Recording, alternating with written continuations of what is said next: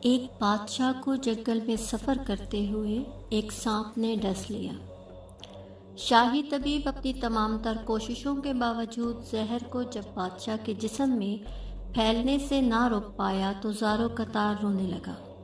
اتنے میں ایک درویش سا شخص آیا۔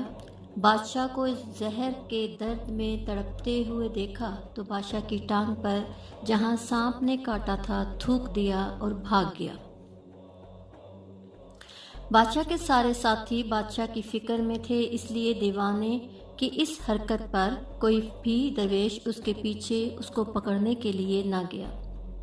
شاہی طبیب نے تھوک صاف کرنے کے لیے ایک رومال پکڑا اور بادشاہ کی زہر سے نیلی ہوتی ٹانگ پر تھوک صاف کرنے لگا، مگر پھر حیران ہوتے ہوئے رک گیا۔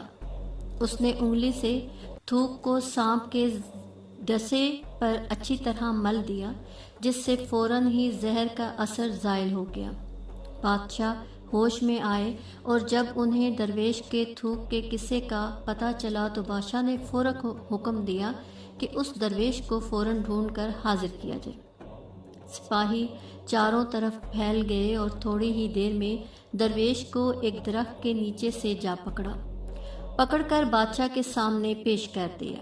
بادشاہ نے ادب سے درویش سے کہا، ہم گناہگاروں کی آنکھ آپ کو پہچان نہ سکی، جس کے لیے میں معذرت چاہتا ہوں۔ آپ سے درخواست کرتا ہوں کہ میری طرف سے یہ قیمتی پوشاک اور عربی گھوڑا قبول کر لیجیے۔ درویش نے مسکرا کر بادشاہ کی طرف دیکھا اور بولا، یہ گھوڑا اور پوشاک بہت قیمتی ہیں۔ میں یہ پوشاک پہن کر اس گھوڑے کے لیے گھاس کاٹوں گا تو اچھا نہیں لگوں گا۔ بادشاہ نے کہا کہ آپ فکر نہ کریں، گھوڑے کے ساتھ خدمت گار بھی دیے جائیں گے۔ درویش بولا کہ اتنی قیمتی پوشاک، قیمتی گھوڑے اور خدمت کے گاروں کے ساتھ میں رہوں گا کہاں پہ؟ اس دفعہ بادشاہ مسکرایا اور بولا کہ آپ کے لیے ایک عالی شان رہائش گاہ بھی تعمیر کر دی جائے گی۔ درویش نے پوچھا کہ اتنے مال و دولت اور خادموں کے ساتھ اس رہائش گاہ میں تنہا رہوں گا؟ بادشاہ بولا، حضور، میری بیٹی شہزادی گلنار کی شادی آپ سے کر دی جائے گی۔ درویش بولا کہ اگر آپ نے میری شادی کی تو پھر میرے بچے بھی ہوں گے؟ بادشاہ نے جواب دیا کہ بالکل ہوں گے، ہماری دعا ہے کہ آپ کو کثیر اولاد ملے۔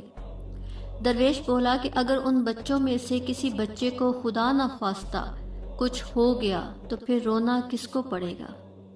بادشاہ نے جواب دیا کہ حضور، اگر خدا نخواستہ ایسا ہوا تو رونا تو پھر آپ کو ہی پڑے گا۔ درویش نے یہ سارا کچھ سنا تو وہ مسکرا کر بولا کہ اگر یہ سارا کچھ لے کر بھی مجھے رونا ہی پڑے گا تو بادشاہ سلامت، آپ اپنا گھوڑا اور اپنا قیمتی لباس واپس لے لیں، میں اپنی درویشی میں ہی خوش ہوں۔